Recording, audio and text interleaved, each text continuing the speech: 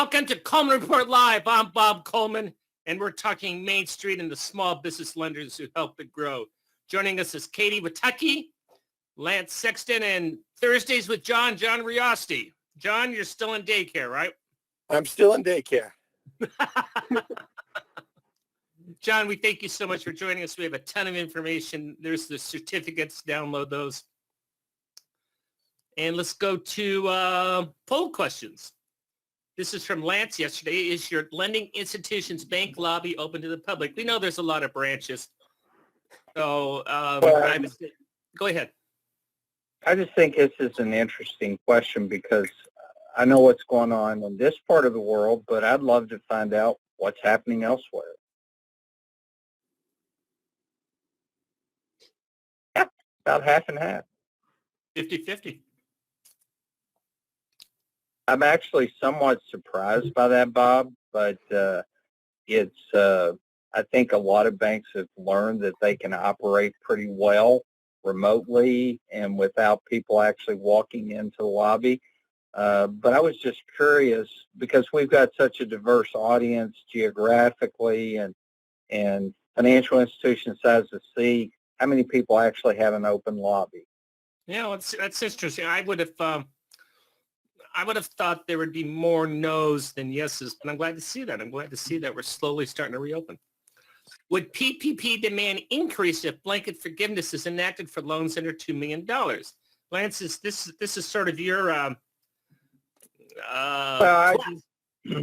I don't know that John and I were talking about this before we got on the call. 2 million may not be the mark, and I think PPP demand would blow up if there was blanket forgiveness under $2 million. More than likely, blanket forgiveness. John, did you think 150, 100? What is the mark you're thinking, John? I've heard the CBA has talked about 150,000, and they say that would cover a significant majority of loans. And I heard there are senators who circulated a letter discussing 250,000. And ICBA has a proposal where I guess borrowers could certify under $1 million, that their loans were in order and they used it for the proper purposes. But it doesn't look like they're going to adopt any of those. But here's my perspective. My perspective on this, Bob, goes back to the fact that I owned a small business for 8.5 years. And if I had gone through this pandemic, I went through a recession when I had my business. And I was working so hard to make sure I got every dollar of revenue in, that I could cut expenses, keep cash flow positive. I think it would be incredibly beneficial to all these really small businesses that got PPP loans, let's just say under 150, like John was talking about, to not have to go through another round of gathering tons of documents for forgiveness. Let them concentrate on improving cash flow and just doing what they do best, running their small business. Give a definition of blanket forgiveness. How does that look from your perch? Well, what I would like to see, Bob, is just a certification, maybe a 2-page form.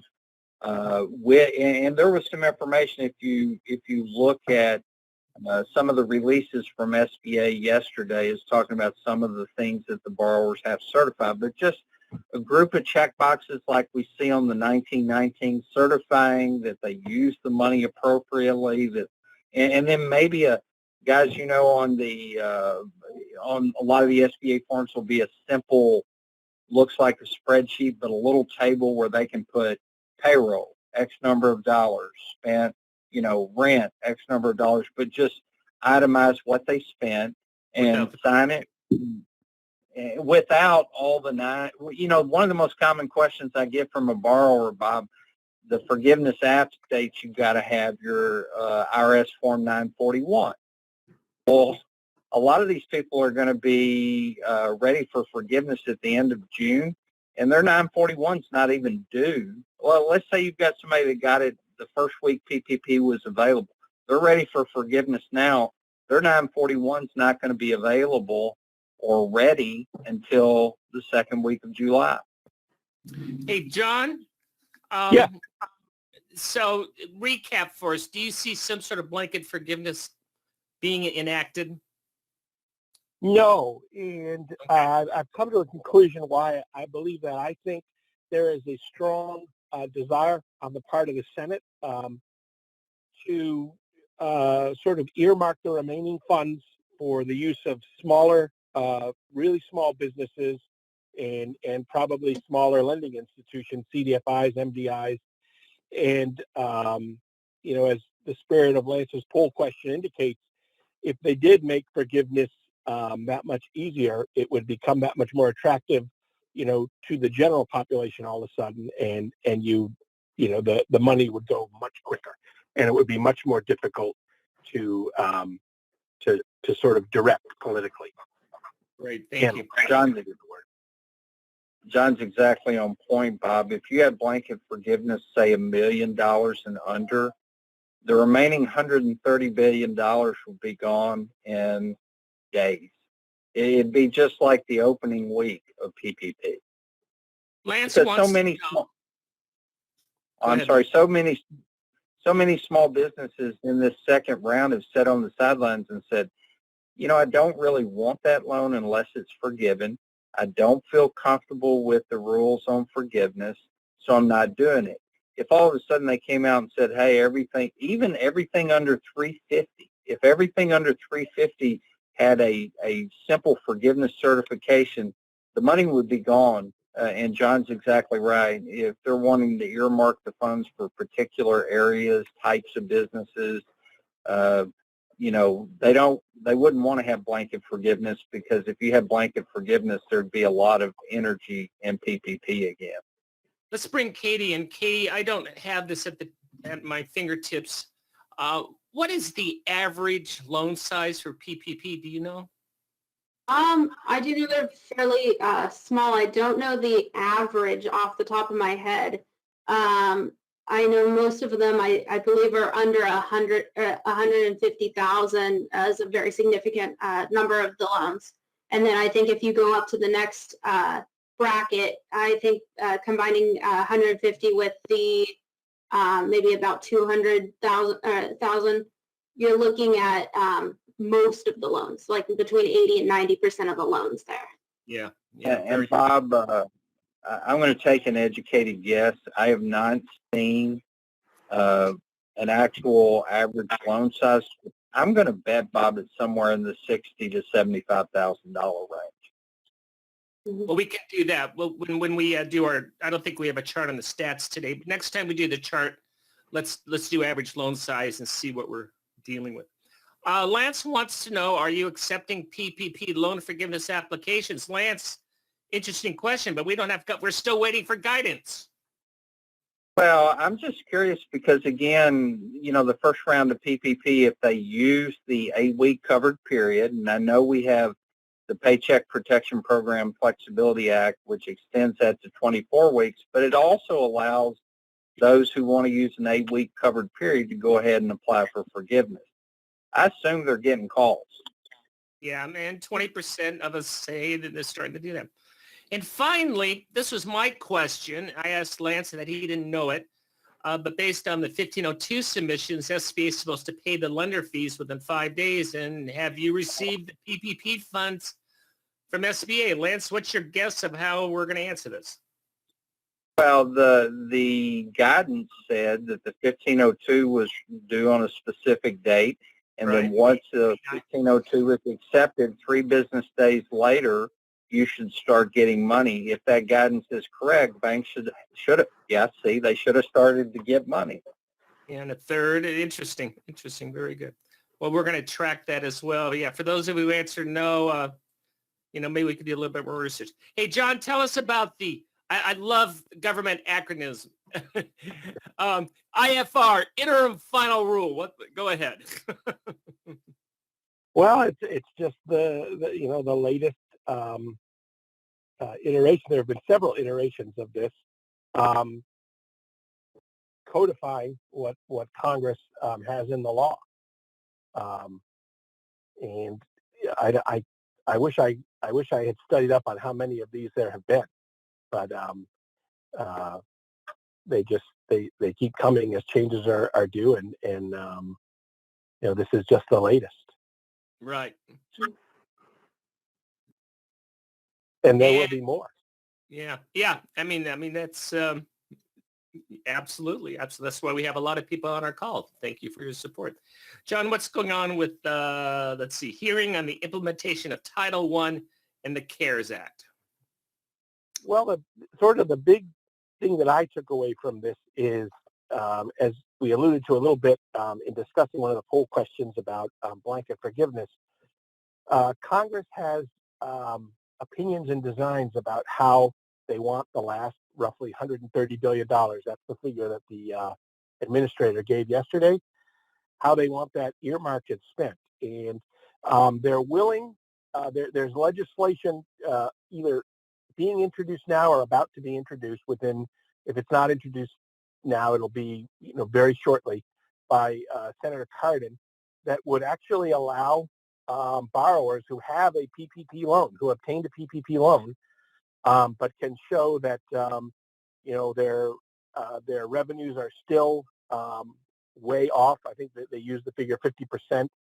And can show that they still demonstrate significant financial need, that they can apply for another.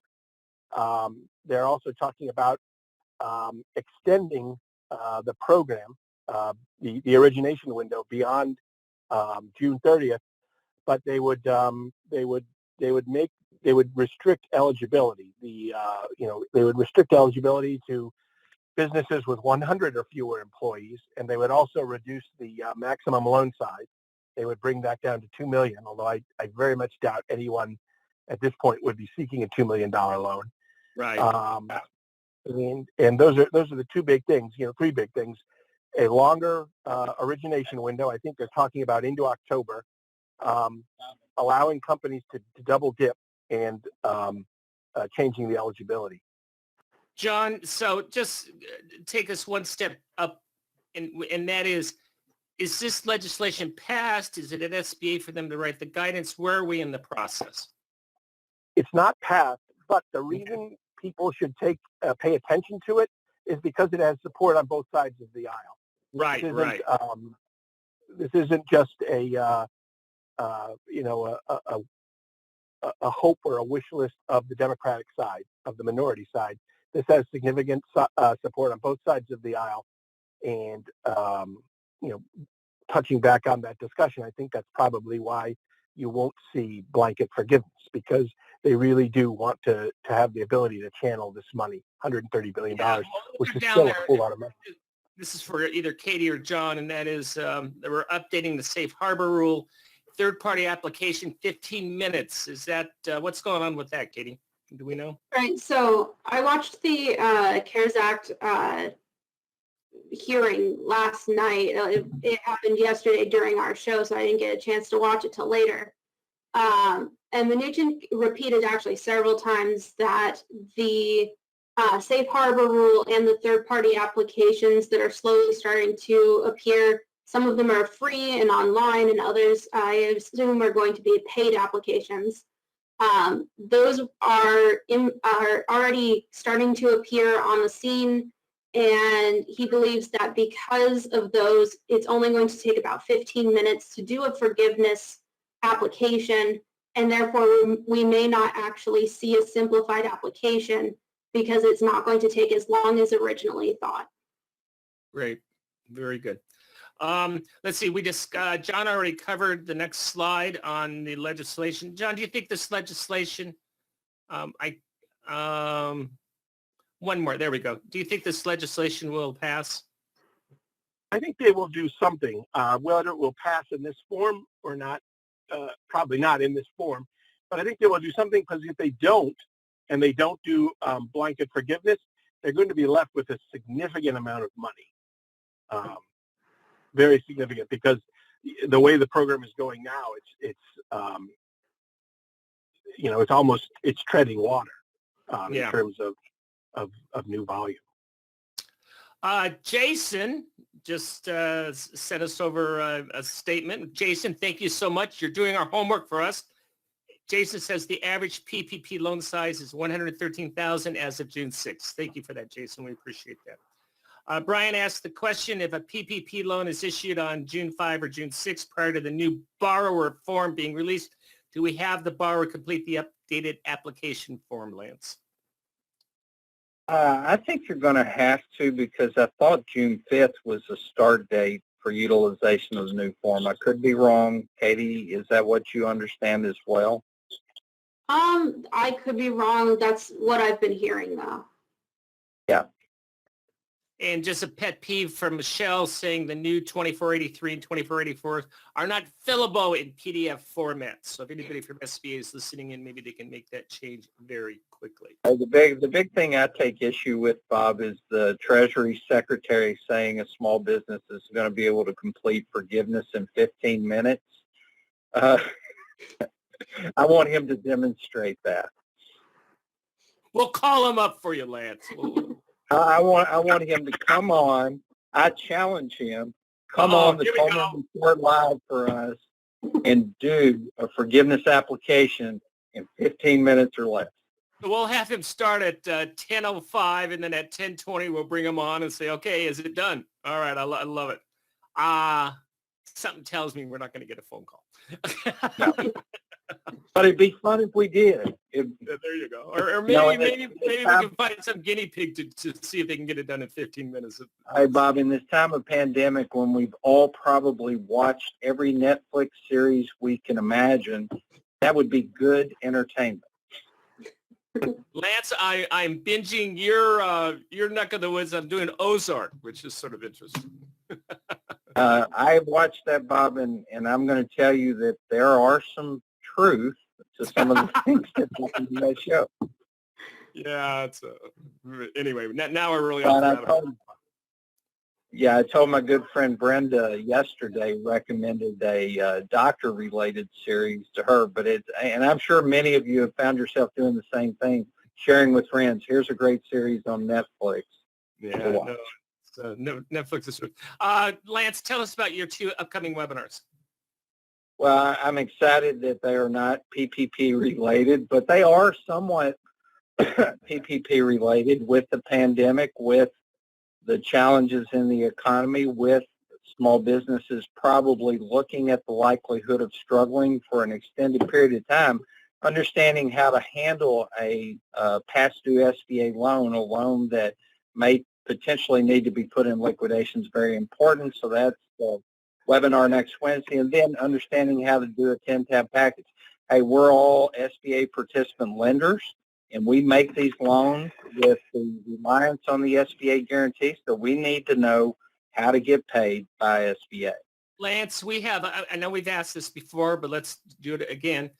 We have a restaurant that got a PPP loan, and we're being told by the entrepreneur they're not going to reopen.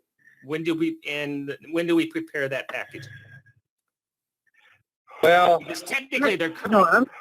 I'm still curious how the PPP. We're talking about on a regular 7A loan. If you've got somebody that's on 6 months payments, I'm going to let them have that 6 months period of time, because something good could happen. And once they cut, but I'm going to be getting my ducks in a row. I'm going to do a file review, or get a third party to do a file review. I'm going to be checking documentation, organizing the file in 10-tab format, and just getting ready just in case, because, I'm not predicting doom and gloom, but when we come out of the 6 free payments by SBA, there will be businesses that do not recover after that may not be open, and we need to understand how to get paid by SBA. But, Bob, you asked a great question. What happens on the PPP loan that does not get fully forgiven and the borrower defaults? How do you request guarantee purchase from SBA on that? I want to know the answer to that. Maybe we'll enlist Jason again. Jason's our go-to person today. We have our summer training coming up on July 1. Please take advantage of that for you and your staff. I know we were very popular during spring because people were able to stay at home and do that. And of course, our franchise and NICS reports are published and available for your ordering. Just send an email to Joseph. He'll take care of the paperwork. And with that, John, thank you so much for joining us. I appreciate all your insights. Thank you. It's great to have you come on. And maybe one day you'll graduate from daycare. Maybe one day I'll be allowed to go back to work, back to the office. Very good. Well, I certainly appreciate all the work you're doing uncovering this for American Banker, and it's important stuff. Katie, Lance, thank you very much. And thank you all for joining the Coleman Report Live and for supporting America's Main Street, one entrepreneur at a time.